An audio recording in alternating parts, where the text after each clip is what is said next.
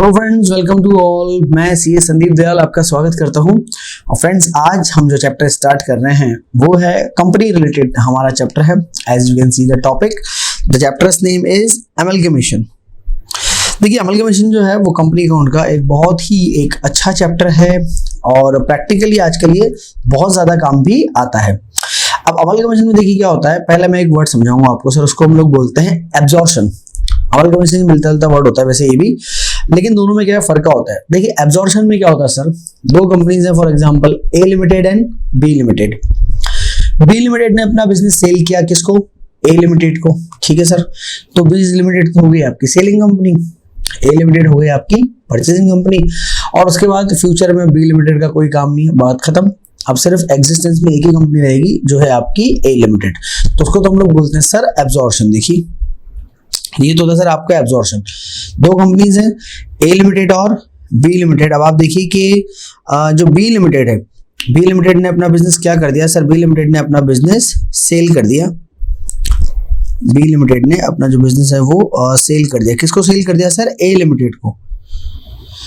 तो अभी कौन सी कंपनी बचेगी फ्यूचर में? अभी फ्यूचर में सिर्फ ए लिमिटेड बचेगी, जिसको हम बोलते हैं परचेजिंग कंपनी। ठीक है, बी लिमिटेड खत्म हो गई, उसने अपना बिजनेस सेल कर दिया। ऐसे बहुत सारे एग्जांपल हमारे पास हैं। जैसे आईसीआईसीआई बैंक है, उन्होंने बैंक ऑफ राजस्थान को खरीदा। एचडीएफसी है, उन्होंने आपका सेंट्रल बैंक ऑफ पंजाब को खरीदा। तो ऐसे मल्टीपल ऑप्शन आपको मार्केट के अंदर देखने को मिलेंगे। तो फ्रेंड्स, ये तो होता है हमारा केस नंबर 1, जिसको हम लोग बोलते हैं एब्जॉर्प्शन। ये चीज आप ध्यान रखिएगा कि भले ही आप एब्जॉर्प्शन के लिए काम करें या आप अमलगमेशन में काम करें, जो हमारी अकाउंटिंग एंट्रीज होती हैं they will remain the same. Accounting entries में बच्चों कोई चेंज नहीं होने वाला है। ठीक है, अब सर ये तो आपने एब्जॉर्प्शन बता दिया। अब अमलगमेशन किसको बोलते हैं? तो सर अमलगमेशन की अगर हम बात करें, देखिए ये होता है आपका अमलगमेशन, जिसमें दो कंपनियां हैं, एक है आपकी ए लिमिटेड और एक है आपकी बी लिमिटेड। सर दोनों ने क्या करा? दोनों ने अपना बिजनेस सेल करा और उन्होंने एक नई कंपनी बनाई। और इस नई कंपनी का नाम क्या रखा सर? इस नई कंपनी का नाम इन्होंने रखा है सी लिमिटेड। तो आप यहां समझें, दो कंपनीज ए और बी, ये दोनों तो क्या हो गई? सेलिंग कंपनी, क्योंकि सर इन्होंने अपना बिजनेस बेच दिया। किसको बेच दिया सर? सी लिमिटेड को बेच दिया। तो सर अगली कंपनी जो है वो कौन सी है? आपकी सी लिमिटेड। सॉरी, तो यहाँ ए और बी तो हो जाएंगे आपकी सेलिंग कंपनी जिसने अपना बिजनेस बंद कर दिया, और परचेसिंग कंपनी कौन है सर? आपकी सी लिमिटेड। ऐसा एक केस आप देखें जैसा अभी बड़ी मोबाइल कंपनीज में हुआ, वोडाफोन और आइडिया। दोनों ने अपना बिजनेस क्या कर दिया? अमलगमेट कर दिया, और इन्होंने एक कंपनी बनाई वोडाफोन इंडिया के नाम से। तो ये जो है that is the pure case of amalgamation. तो जो लॉजिक है वो ये है कि चाहे आप अमलगमेशन के लिए काम करें, चाहे आप एब्जॉर्प्शन के लिए काम करें, आपके बुक्स ऑफ अकाउंट मेंटेन करने में कोई फर्क नहीं पड़ने वाला है। बस आपको ये ध्यान रखना है कि सेलिंग कंपनी की बुक्स में एंट्री कैसे होती है और परचेसिंग कंपनी की बुक्स में एंट्री कैसे होती है। ठीक है बच्चों, तो ये हमारे काम कर देता है। चलिए, एक नया वर्ड विच इज पीसी, यानी कि परचेज कंसिडरेशन। अब सर ये परचेज कंसिडरेशन क्या होता है? तो बच्चों, परचेज कंसिडरेशन का मतलब होता है, it is the basically amount paid by the purchasing company to selling company to acquire the business. यानी कि परचेसिंग कंपनी ने सेलिंग कंपनी जितना पैसा देके खरीदी है उसको हम लोग क्या बोलेंगे सर? उसको हम लोग बोलेंगे परचेज कंसिडरेशन। अगर आपने परचेज कंसिडरेशन अच्छे से निकाल लिया तो आपको दिक्कत नहीं आएगी, और अगर आपने परचेज कंसिडरेशन थोड़ा गलत निकाला है तो फिर गलत तो गलत ही, थोड़ा क्या और ज्यादा क्या, अगर आपने गलत निकाला है तो फिर बेसिकली आगे क्वेश्चन में आपकी एंट्रीज होंगी पर उसका अमाउंट एक्चुअल में क्या हो जाएगा सर? गलत हो जाएगा, है ना। तो थोड़ा ध्यान रखिए, परचेज कंसिडरेशन आप कैलकुलेट करेंगे। अब सर परचेज कंसिडरेशन होता है क्या? प्लीज प्लीज प्लीज रिमेंबर, अच्छे से सुनिए। Whatever the amount paid, whatever the amount or any consideration paid to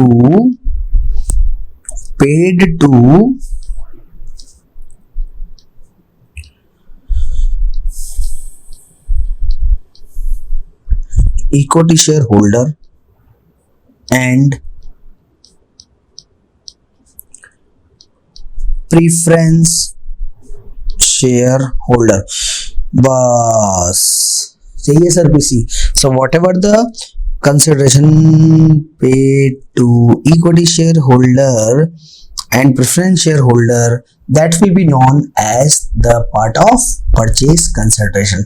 ध्यान रखें, अब आप इनको किसी भी फॉर्म में पे करें, वो इंपॉर्टेंट नहीं है कि आपने किस फॉर्म में पे किया। सर आप किसी भी फॉर्म में पे करें, एनी फॉर्म। अच्छा सर एनी फॉर्म का मतलब सर आप इनको भले ही कैश पे करें, भले ही बैंक से पे करें, भले ही परचेजिंग कंपनी अपनी कंपनी के इनको इक्विटी शेयर दे दे, ठीक है। तो परचेजिंग कंपनी क्या करे, भले ही अपनी कंपनी के इनको कौन सा शेयर दे दे, इक्विटी शेयर दे दे, या अपनी कंपनी के प्रेफरेंस शेयर दे दे, या अपनी कंपनी के डिबेंचर दे दे। सर कुछ भी दे दो, हमें उससे मतलब नहीं है आप क्या दे रहे हो, हमें मतलब उससे है कि आप किसे दे रहे हैं, to whom you are going to pay, आप पेमेंट किसको दे रहे हैं, ये इंपॉर्टेंट है। तो सर पीसी का, क्योंकि कई बच्चे ने गलती कर देते, मैं आपको बता दूं, और फिर जब आगे जाके चैप्टर में आप जागोगे ना, तब तक तो वापस आने का टाइम हो जाएगा।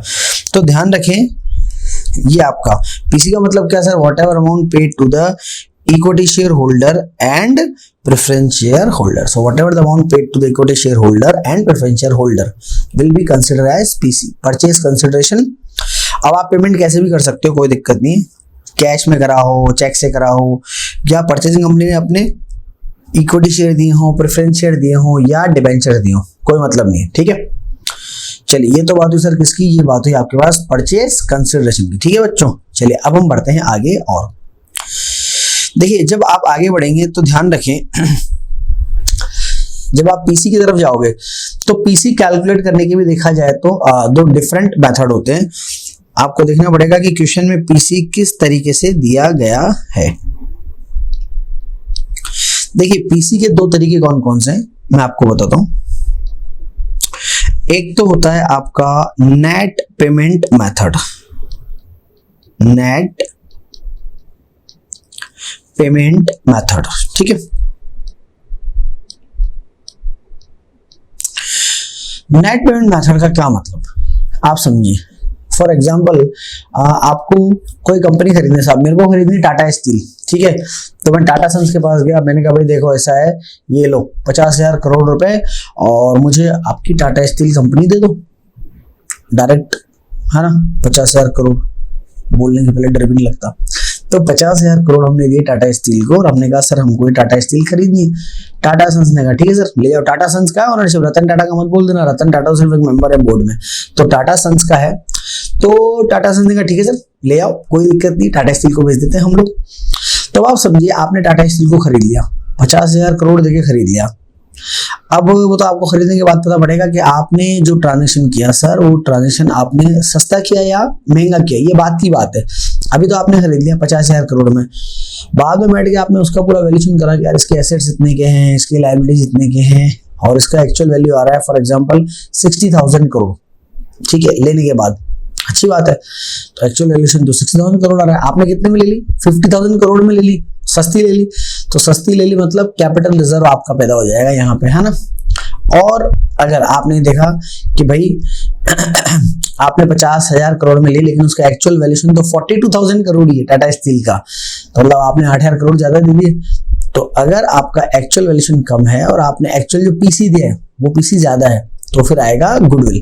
इसका हम लोग आगे फिर डिस्कशन करेंगे। तो ये ध्यान रखिए अभी तो आप कि जब आप नेट पेमेंट मेथड आपको क्वेश्चन में दिया होता है, इसका मतलब क्या होगा सर, इसका मतलब ये होगा कि आपको क्वेश्चन के अंदर है ना जो पीसी है वो पीसी गिवन होता है। तो ये नेट पेमेंट मेथड का एक हिंट होता है कि क्वेश्चन में पीसी आपको गिवन होता है कि भाई हमने ये बिजनेस है। फॉर एग्जांपल आपने कोई बिजनेस खरीदा, सब 100 रुपए में खरीदा आपने, ठीक है। तो आपको डायरेक्ट पीसी दिया हुआ है कि भाई हमने सामने वाली कंपनी को 100 रुपए में खरीदा, तो इसको तो क्या बोलते हैं, इसको बोलते हैं नेट पेमेंट मेथड। यहां मैं लिख देता हूं, ये आगे काम आएगा, यहां काम नहीं आएगा पर ये आगे काम आएगा। यहां मैं लिख देता हूं there will be balancing figure goodwill और कैपिटल रिजर्व, ठीक है।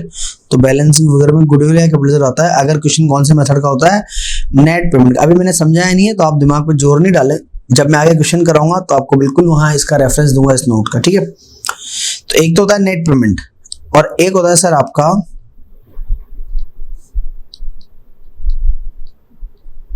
नेट एसेट मेथड, ठीक है।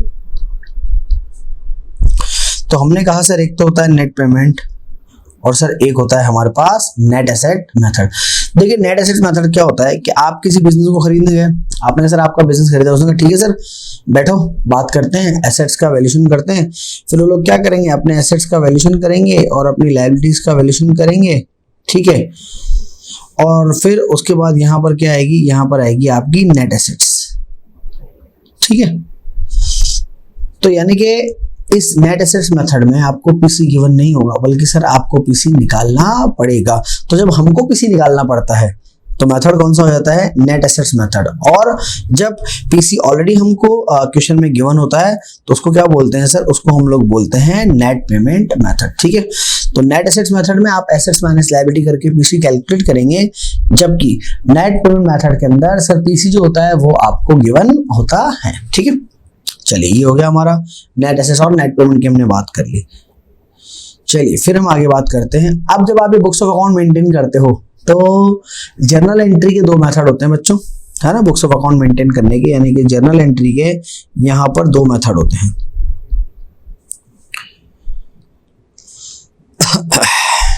बुक्स ऑफ अकाउंट्स,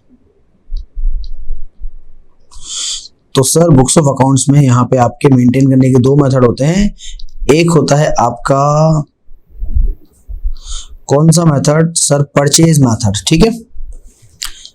तो बुक्स ऑफ अकाउंट मेंटेन करने के लिए एक तो होता है परचेज मेथड और बच्चों एक होता है आपका मर्जर मेथड, ठीक है,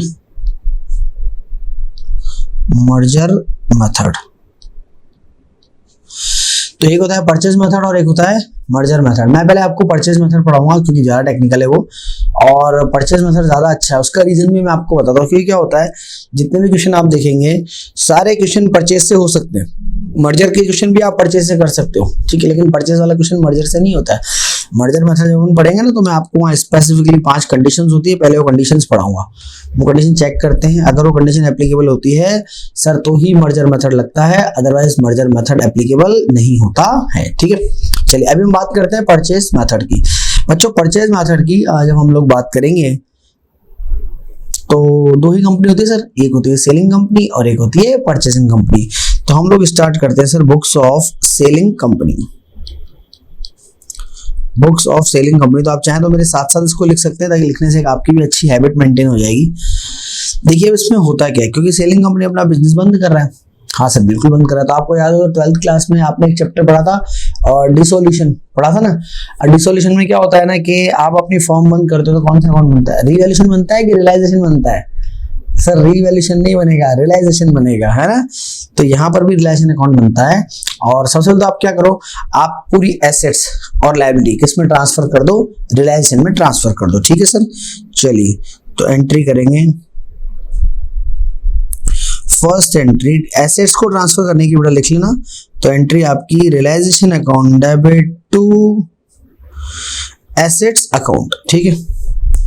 अच्छा सर रिलेशन अकाउंट, तो हम सर 12th में कैश और बैंक तो ट्रांसफर नहीं करते, यहाँ करना है क्या सर, यहाँ आपको नॉर्मल केसेस में तो करना पड़ेगा, जब नहीं करना पड़ेगा तो मैं बता दूंगा कि कब नहीं करना है, अदरवाइज क्वेश्चन साइलेंट हो तो कैश अकाउंट भी यहाँ पे ट्रांसफर किया जाएगा, सारे ऐसे ट्रांसफर करेंगे, टेंजिबल इंटेंजिबल, है ना। लेकिन फिक्टिशियस एसेट्स को ट्रांसफर नहीं करेंगे, जैसे discount on issue of share है, अंडर राइटिंग कमीशन है या P&L का डेबिट बैलेंस है, तो उसको आप ट्रांसफर नहीं करेंगे, ठीक है। बाकी सारे एसेट्स को ट्रांसफर करेंगे। चलिए सर इसी तरीके से सेकंड लायबिलिटीज को ट्रांसफर करें, हाँ सर करते हैं। जब आप लायबिलिटीज को ट्रांसफर करते हैं तो लायबिलिटीज को ट्रांसफर करने की entry its liabilities account debit to realisation, ठीक है, liabilities account debit to realisation, ये हमारी हो गई एंट्री नंबर सेकंड। अच्छा सर क्या सारी लायबिलिटी को ट्रांसफर करना है, नहीं बेटे, सिर्फ एक्सटर्नल लायबिलिटी को ट्रांसफर करना है। एक्सटर्नल लायबिलिटी यानी कि जिनका एक्चुअल पेमेंट किया जाता है, तो सिर्फ आप किसको ट्रांसफर करेंगे, एक्सटर्नल लायबिलिटी को ट्रांसफर करेंगे। चलिए एसेट ट्रांसफर हो गए, लायबिलिटी ट्रांसफर हो गए, पर कुछ एसेट्स भी बचे, कुछ लायबिलिटी बचे, उनको भी कर लेते हैं। देखिए कुछ एसेट्स कौन से बचे आपको याद है सर, आपके बचे हैं कौन से, फिक्टिशियस एसेट्स बचे हैं खाली, याद आ रहा है, हाँ सर याद आ रहा है। तो फिक्टिशियस एसेट्स को ट्रांसफर कहाँ करते हैं सर? इनको ट्रांसफर करते हैं इक्विटी शेयर होल्डर में, है ना। जैसे आपको मालूम हो कि हम जब 12th पार्टनरशिप पढ़ते हैं तो एक्यूमुलेटेड प्रॉफिट एंड लॉसेस जो होते हैं वो पार्टनर्स कैपिटल में जाते हैं, याद आ रहा है आपको। ऐसे ही यहाँ पे भी जो फिक्टिशियस एसेट्स है वो इक्विटी शेयर होल्डर में जाएगा, तो उसकी एंट्री हम क्या करेंगे? उसकी एंट्री हम करेंगे sir its equity share holder account debit to fictitious assets, ठीक है, फिक्टिशियस एसेट्स। एग्जांपल मैंने आपको बताई थी, डिस्काउंट और इशू ऑफ शेयर, है ना, या फिर आपका underwriting commission, preliminary expense, P&L debit balance, ये सब क्या होते हैं सर? ये सब होते हैं आपके फिक्टिशियस एसेट्स, ठीक है। चलिए ये तो हो गया नंबर 3। फिर नेक्स्ट नंबर 4, सर आपने लायबिलिटी साइड में भी कुछ चीज छोड़ी है। हाँ सर छोड़ी है, पता है कौन कौन सी? सर हमने लायबिलिटी साइड में जो चीजें छोड़ी हैं उसमें है हमारा एक तो शेयर कैपिटल, वो आपने ट्रांसफर नहीं किया, और एक आपका रिजर्व एंड सरप्लस। तो सर वो किस में जाएगा? वो जाएगा आपका इक्विटी शेयर होल्डर में। तो सर देखिए उसकी क्या एंट्री होगी? सर उसकी एंट्री होगी हमारी it's equity share capital account debit. बाकी जो भी किसी भी तरह का प्रॉफिट हो सारे उठा के ट्रांसफर कर देना बेटा, बिना सोचे समझे। तो reserve and surplus account debit, तो equity share capital account debit, reserve and surplus account debit to equity share holder, ठीक है। ये हमारे, अब देखो आपने सारी बैलेंस शीट ट्रांसफर कर दी सर, कोई आइटम नहीं बचा। जितने एसेट्स थे या तो रिलायंस में या फिर आपका इक्विटी शेयर होल्डर में, जितनी लायबिलिटीज थी या तो रिलायंस में और या फिर इक्विटी शेयर होल्डर में, ठीक है सर। ये तो आपने बैलेंस शीट को कर दिया ट्रांसफर। अब क्या करें सर? अब बेटा आपको back to back purchase consideration यानी कि पीसी की 3 एंट्रीज करनी है, ठीक है। अब सर देखिए पीसी की 3 एंट्रीज कौन कौन सी? चलो जी, पीसी की 3 एंट्रीज मैं आपको करना सिखाता हूं। सबसे पहले तो आप पीसी ड्यू करो, ठीक है। चाहो तो अपनी कॉपी में लिख लो, मैं बार बार पीसी ड्यू करने की एंट्री। पीसी ड्यू करने की एंट्री होती है sir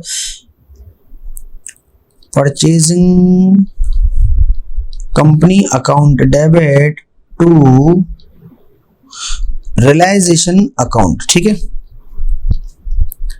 purchasing company account debit to realisation account, ये तो हमने क्या करा? पीसी ड्यू कर लिया। फिर पीसी का डिटेल बताओ भाई कि पीसी में क्या क्या मिला। हाँ सर बताते हैं। अब मैं ये मान लेता हूँ कि आपको सामने से तो इक्विटी शेयर मिल गया परचेजिंग कंपनी का और एक कैश ले लेते, ठीक है। तो पीसी में जो भी मिला वो बताएं। तो एंट्री इक्विटी शेयर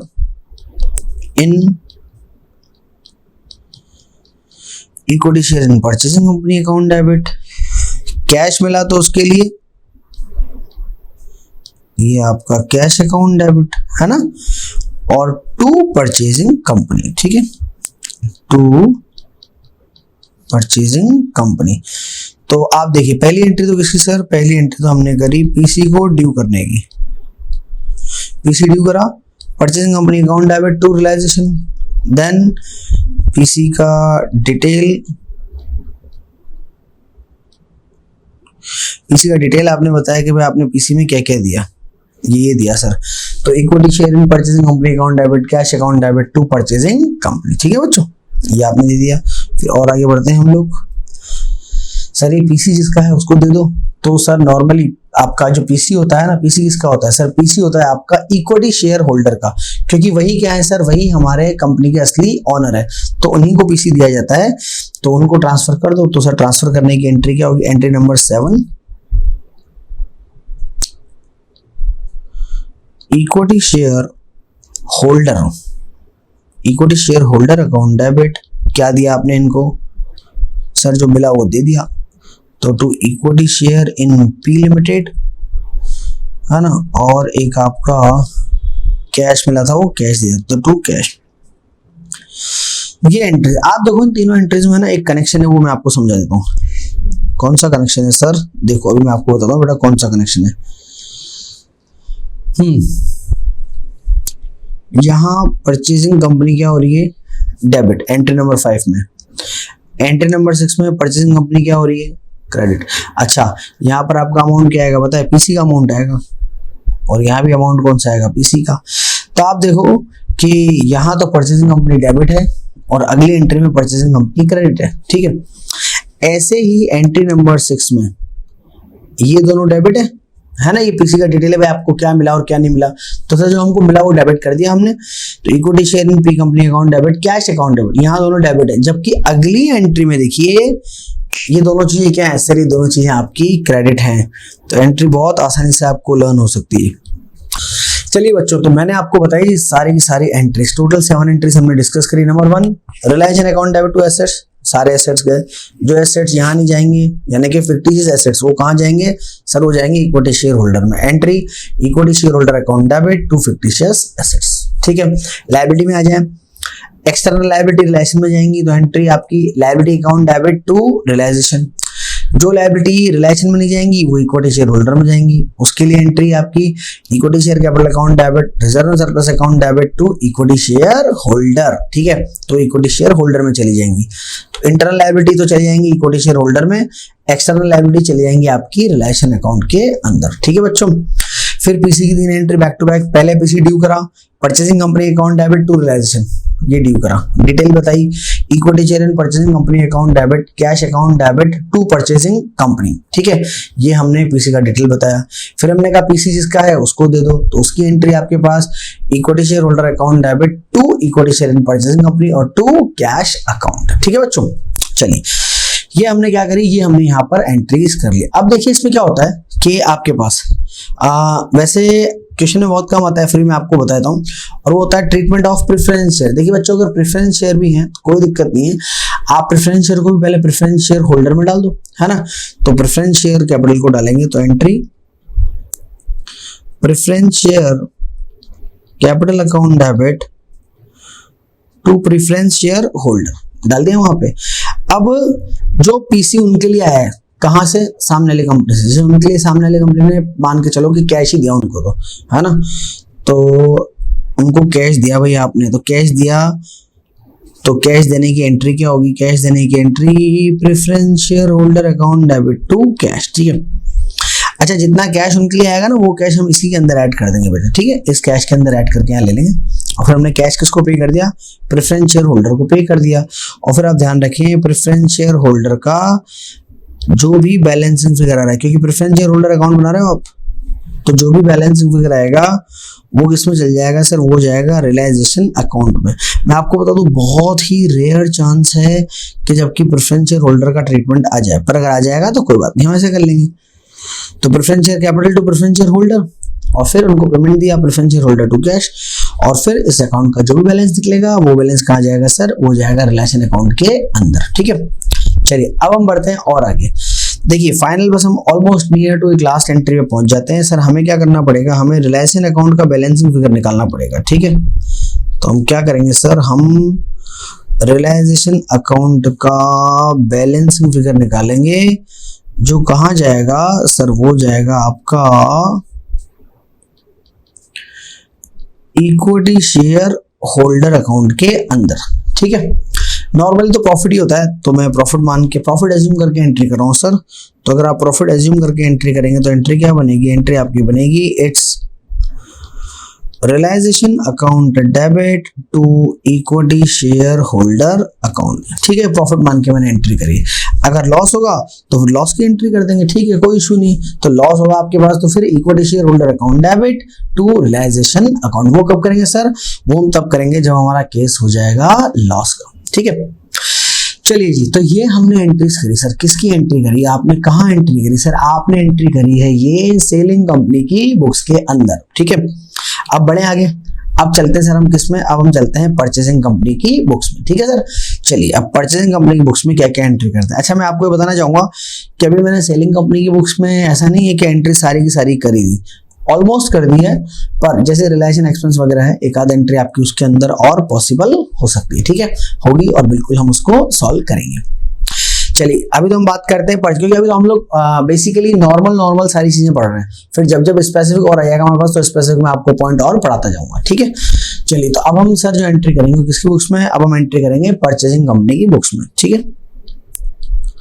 चलिए बच्चों, तो ये हो जाएंगी आपकी बुक्स, किसकी books sir, books of purchasing company, ठीक है। चलिए सर परचेसिंग कंपनी की बुक्स में क्या एंट्री करेंगे, आपने सर बिजनेस खरीदा है, हाँ सर बिल्कुल खरीदा है, तो एंट्री आपकी होगी sir business purchase account debit to liquidator of selling company, ठीक है। और अमाउंट कौन सा आएगा सर? अमाउंट आएगा पीसी का। तो first entry business purchase account debit to liquidator of selling company, ठीक है सर। ये तो हो गई आपकी फर्स्ट एंट्री। फिर आते हैं सर, देखिए हम सेकंड एंट्री में। सेकंड एंट्री जब आप करेंगे तो आपकी एंट्री क्या बनेगी सर? आपकी एंट्री बनेगी its assets account debit to liabilities account, assets account debit to liabilities account to business purchase, है ना। तो business purchase के आगे तो आ जाएगा आपका amount of PC, ठीक है। ये business purchase के आगे आ जाएगा। अब assets और liability के आगे क्या आएगा बच्चों? ध्यान रखिएगा, अगर आपने किसी भी assets या किसी भी liability का आपने अगर रीवैल्यूएशन किया है सर, तो रीवैल्यूएशन प्राइस आएगा। रीवैल्यूएशन नहीं करा है तो फिर क्या आएगा सर? तो फिर आएगा बुक वैल्यू, ठीक है। यही केस सेम लायबिलिटी में है। रीवैल्यूएशन करा है तो रीवैल्यूएशन प्राइस, अदरवाइज क्या आ जाएगा? अदरवाइज आ जाएगा आपका बुक वैल्यू। ध्यान रखिए बच्चों, इस एंट्री को आपको बैलेंस करना पड़ेगा। तो इसका जो बैलेंसिंग फिगर लेंगे, इसका बैलेंसिंग फिगर किस तरीके से होगा? चलिए, तो जब आप इसका बैलेंसिंग फिगर लेंगे तो या तो बैलेंसिंग फिगर में आएगा, अगर क्रेडिट का टोटल ज्यादा है, डेबिट का टोटल कम है, तो आएगा सर आपके पास गुडविल, ठीक है। गुडविल अकाउंट डेबिट आएगा यहाँ पे, किस में? बैलेंसिंग फिगर में। लेकिन अगर ऊपर डेबिट का टोटल ज्यादा है और नीचे एसेट्स का टोटल, लायबिलिटी का टोटल कम है ना, तो फिर यहाँ आ जाएगा सर आपके पास to capital reserve, that comes in balancing figure. तो ध्यान रखें, अगर लायबिलिटी का टोटल ज्यादा है, एसेट का टोटल कम है, ऊपर डेबिट में बैलेंसिंग फिगर बच रहा है, तो बैलेंसिंग फिगर में लेंगे आप गुडविल। लेकिन अगर ऊपर एसेट का टोटल ज्यादा है और नीचे लायबिलिटीज का टोटल कम है, तो फिर आप बैलेंसिंग फिगर में क्या लेंगे सर? आप बैलेंसिंग फिगर में लेंगे कैपिटल रिजर्व, ठीक है। अब आपको याद हो तो मैंने आपको दो मेथड लिखाए थे, नेट पेमेंट और नेट एसेट्स, याद आ रहा है आपको? थोड़ा थोड़ा आज की क्लास में पढ़ा है। तो बच्चों, ये बैलेंसिंग फिगर जब आपका आ रहा है ना, ये सिर्फ और सिर्फ नेट पेमेंट मेथड में ही बैलेंसिंग फिगर में आएगा, है ना। अगर नेट एसेट मेथड होगा, ध्यान रखें अच्छे से सुने, अगर नेट एसेट मेथड होगा तो फिर वो गुडविल आपको पता है क्वेश्चन में ऑलरेडी देगा कि भाई इतने की गुडविल है। बैलेंसिंग फिगर में गुडविल नहीं आएगी। तो बैलेंसिंग फिगर में गुडविल या कैपिटल सर जो आता है वो सिर्फ कब आता है सर? वो आता है आपके पास नेट पेमेंट मेथड के अंदर, ठीक है।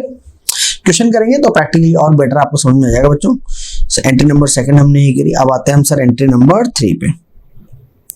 पेमेंट करना है, बिल्कुल कर दीजिए। किसको करना है? लिक्विडेटर। तो एंट्री आपकी लिक्विडेटर अकाउंट डेबिट। अब जैसे आपने अपनी कंपनी का इक्विटी शेयर दिया तो टू इक्विटी शेयर कैपिटल, ये शेयर अगर आपने प्रीमियम पे दिया है तो सिक्योरिटी प्रीमियम रिजर्व, और जितना आपने कैश दिया है ना या चेक दिया उसके लिए बैंक, है ना, कैश दिया होगा तो कैश आ जाएगा। तो ये होता है सर एंट्री पीसी के पेमेंट करने की। तो आपने जो पीसी का पेमेंट किया है वो इस तरीके से शो होगा, liquidator account debit to equity share capital to SPR और टू बैंक अकाउंट, ठीक है सर। ये आपने क्या करा सर? ये आपने कर दिया है पीसी का पेमेंट, ठीक है बच्चों। चलिए, ये मैंने बेसिक 3 ही एंट्री बताई, अभी बहुत सारी एंट्री है इसमें आपके पास इंटर कंपनी ट्रांजैक्शन है, अमलगमेशन एडजस्टमेंट रिजर्व है जिसको हम स्टेटरी रिजर्व भी बोलते हैं।